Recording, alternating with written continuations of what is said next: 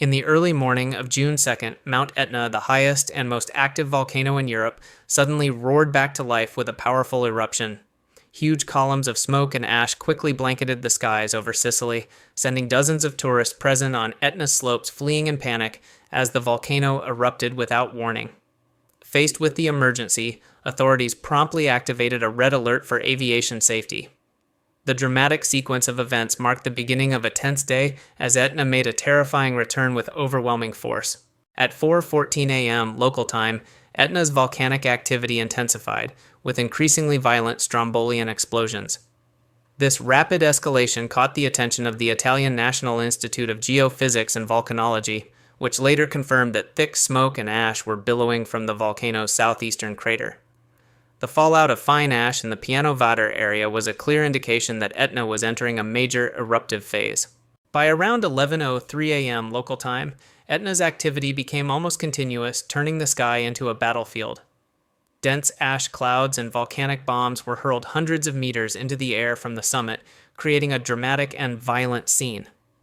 The Toulouse Volcanic Ash Advisory Center confirmed that the ash cloud had reached an altitude of about 6,400 meters, posing a serious threat to international aviation safety and prompting authorities to issue an emergency warning. In response to the massive ash threat at 3:32 UTC, aviation officials raised the alert level to red, the highest level of risk for flight safety. However, by 6:39 UTC, as the volcano's activity slightly subsided, the alert was downgraded to orange. This swift adjustment was a necessary measure to cope with Etna's constantly shifting conditions, allowing air traffic to reroute accordingly and maintain safety across the affected region. Striking images of the eruption quickly spread across social media, capturing scenes of thick black smoke engulfing the mountainous area between Messina and Catania. Videos showed panicked tourists racing down the slopes, covering their ears against deafening explosions as they desperately tried to escape the terrifying sight of rising lava and intense heat.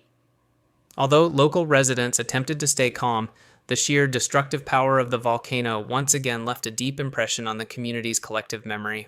Warning signs of the eruption had already begun to appear on the night of June 1st.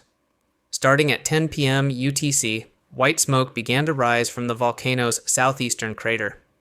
The situation escalated around 1 a.m. on June 2nd, when strong seismic tremors were recorded at depths ranging from 2.8 to 8 kilometers beneath the volcano.